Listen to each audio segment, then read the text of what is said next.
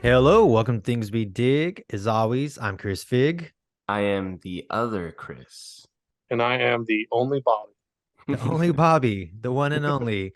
All right, fellas, great to see you guys' faces. And today we're going to talk a little bit about Mandalorian, episode 2, season 3. But to kick things off, I want to ask you guys, do you feel like Bo-Katan is a better, more wild-deserving Mandalorian to have the dark saber over Din?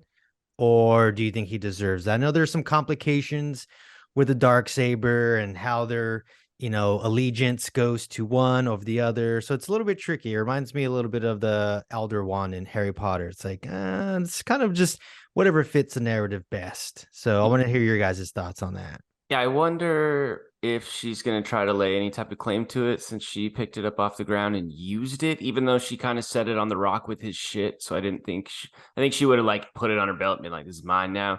So I think technically you have to win it through combat. And I don't know if she's going to count that thing took it from him through combat. I don't know. But I do think she deserves to wield it based on the pure fact that he got his ass beat by fucking cavemen with the thing in his hand. And it's like, dude, you fought Paz Vizsla now in the story months and months ago and barely won. You think that as a warrior monk, you'd train vigorously with this thing to where you could wield it the way that we saw her wield it later in the episode. So I was very disappointed that he pulled it out, and it seemed like the second time he'd ever pulled it out in his life, like, oh fuck, oh Yeah. shit, like you're gonna get yourself killed, bro. You're fighting on a cliff. And to your point, I don't know how true this is, but watching different YouTubes, there's a really good one, Star Wars Theory, shout out. But I guess John Favreau had said there's been a time jump that Grogu had trained with Luke for close to 2 years. So if that's true, why isn't Mando better with the dark saber, right? I mean, he's a great warrior, obviously. Maybe he's more of a brute, he's a guy that can take a punch and get up. So it's like maybe he didn't think he need to train. He could just wield it and huck it around, and he's done some fair damage with it. But yeah, I would agree. It's Bo-Katan picked it up and she was just straight badass with it. Do that slide. We'll get into it, with that slide with that cyborg thing. Just I think if I were to take a shot at this point, I don't know too much about the Darksaber lore, but if I'm taking a shot, I think if I were writing the story out, I would have these two get very, very close, right? I'd have them go on missions together for the next couple episodes. I'd have them seem like the best of friends. But from what I can tell is she had the Darksaber before and it was given to her, bestowed upon her, and she didn't really earn it. And like it kind of was her undoing. And so I could see her at some point down the line disagreeing with Mando's approach to something, and then becoming enraged and going after him, and then like taking the shot there. Like now I can win it because I'm stopping him from doing something that's not aligned with my beliefs. Yeah, Some sort of 100% betrayal. see her challenging him by combat for it this Yes. season at some Yeah. point. Yeah. That's what I think. I think they're gonna have to. They seem to have good writers on this run, contrary to recent Star Wars. So I think they would probably try to develop all the characters around this and see what they can do with it. But yeah, that would be my guess as far as the dark saber goes. Recent Star Wars was Andor, so you shut your mouth, dude.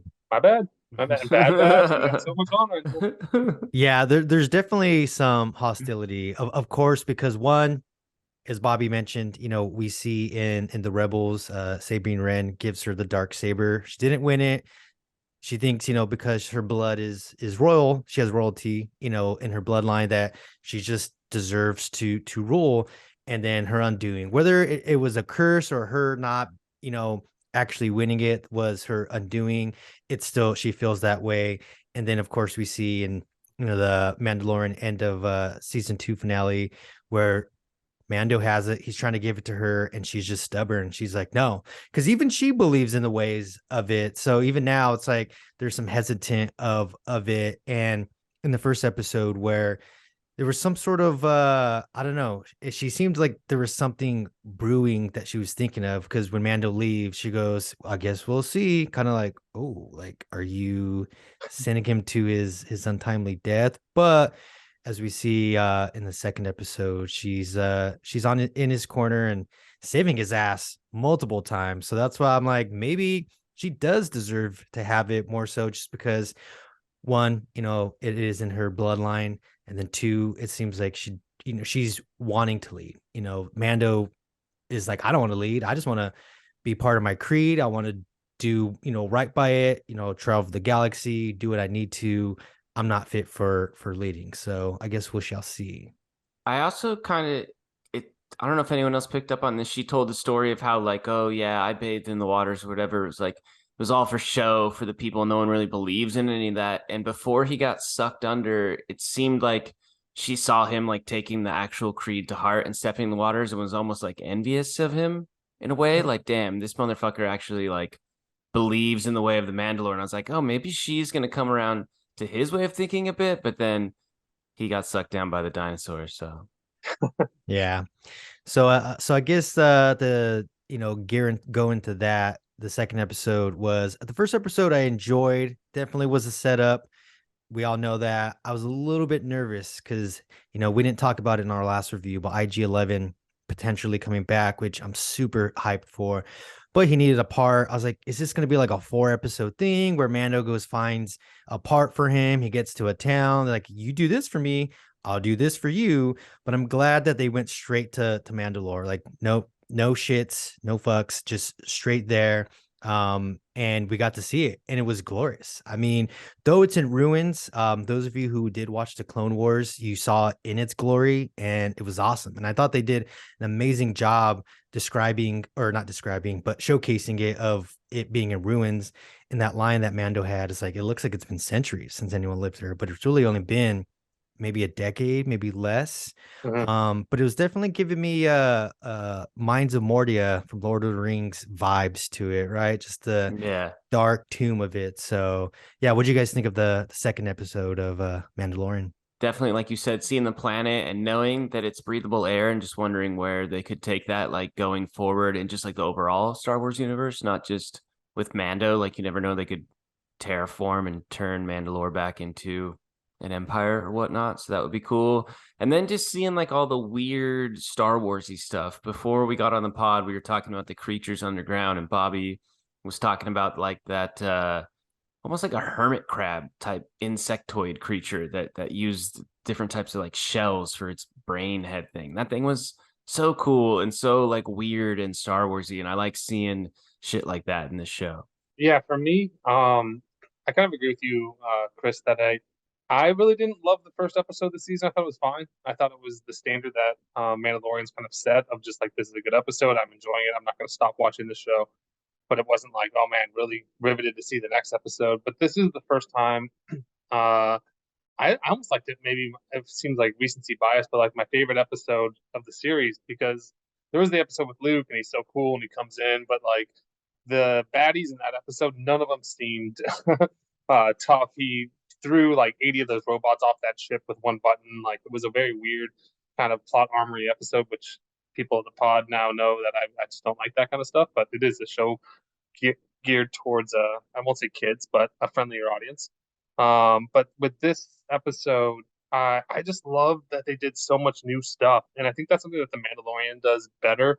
Um, I feel like if I were to sum it up, they take one step back, but then 2 steps forward. Right? They do a lot of winks and nods, and I'm like, okay, I get it. Yep. There's callback. There's the pit droids.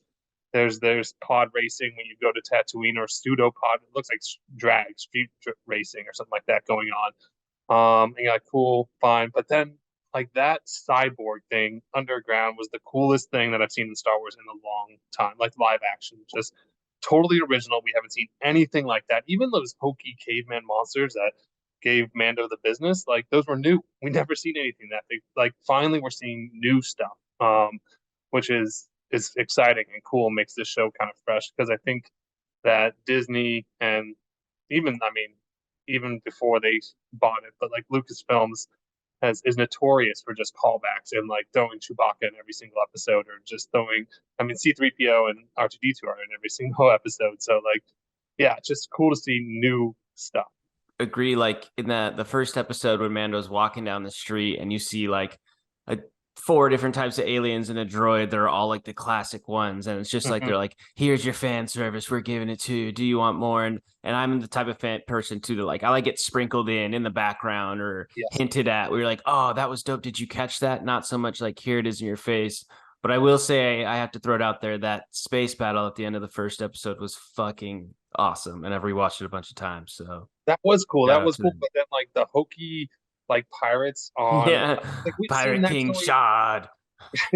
We've seen that so many times, even in Mandalorian, like where they go to some town, some village, there's like some gang there, and then he dispart like it's instant, it's goodbye. I was like, why was that was a waste of time. That was a waste of three I don't know. minutes.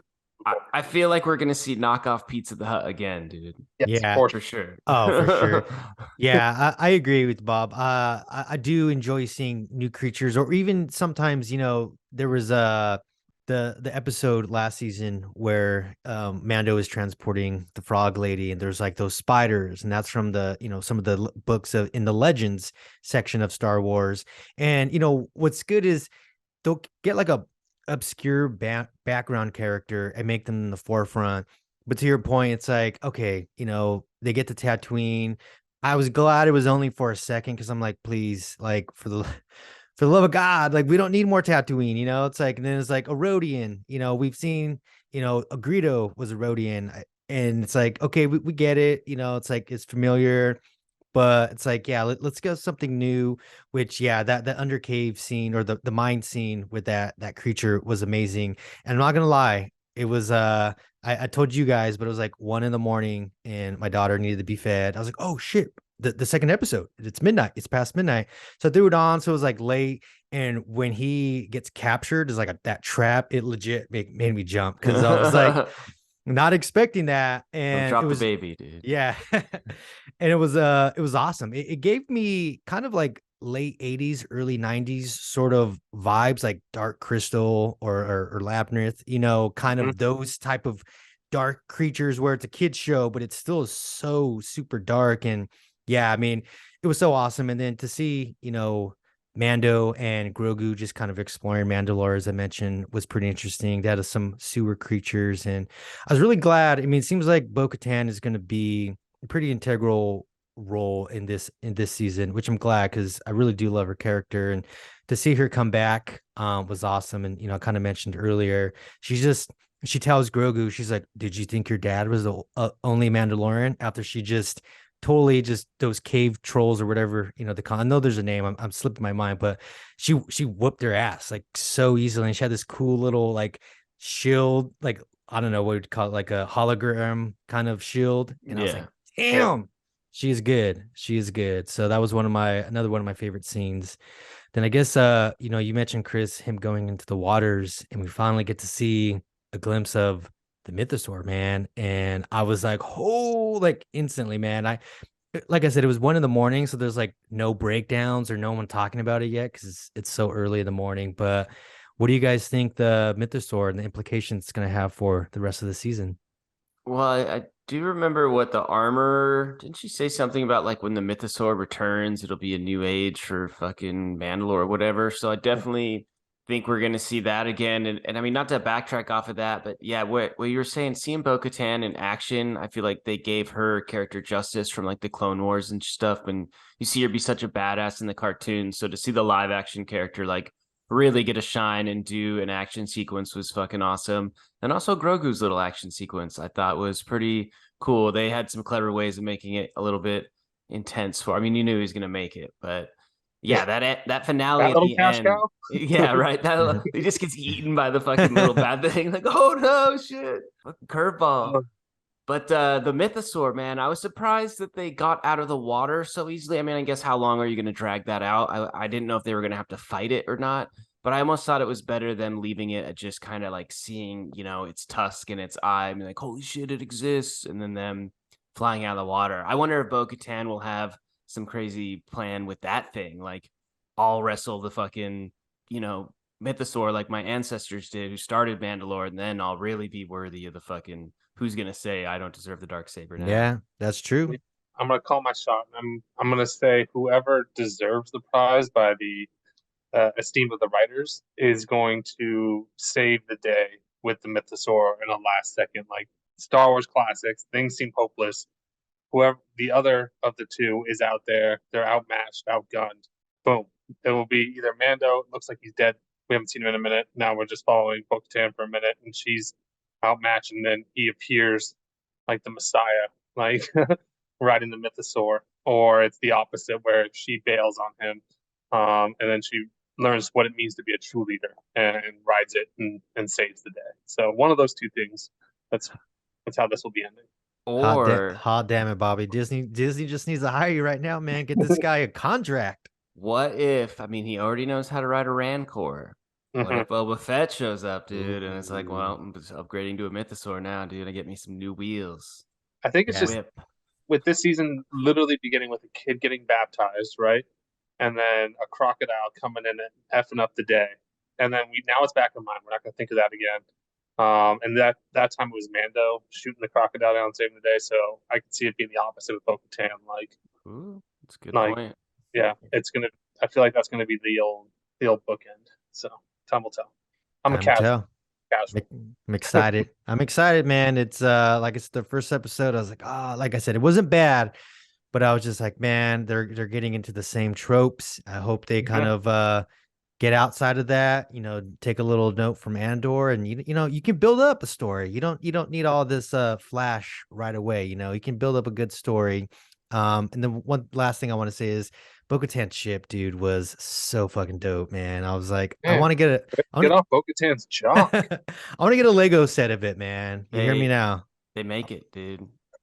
I have it. It's amazing. You have it? Yeah, they make it. It's Mandalorian Starfighter. It's out now, dude. Go buy it. Awesome. Lego, sponsor us. please. I wanted to say really quick, I to do justice to it. It's crazy to me that Pedro Pascal is leading the two biggest shows. I can't. I was trying to like Google articles or someone else who's done this, who's been on the #1 and #2 TV show of the time for two very different networks, and just the lead star of it. And not only that, just weird enough that you could do the easy parallels of him like doing an escort mission in both shows. But this episode in particular, if you go to Sunday night, his little escort person has to save him, right? Sewing him back up, getting him in. Yeah. And this episode, you got Grogu going out of the cave, getting help.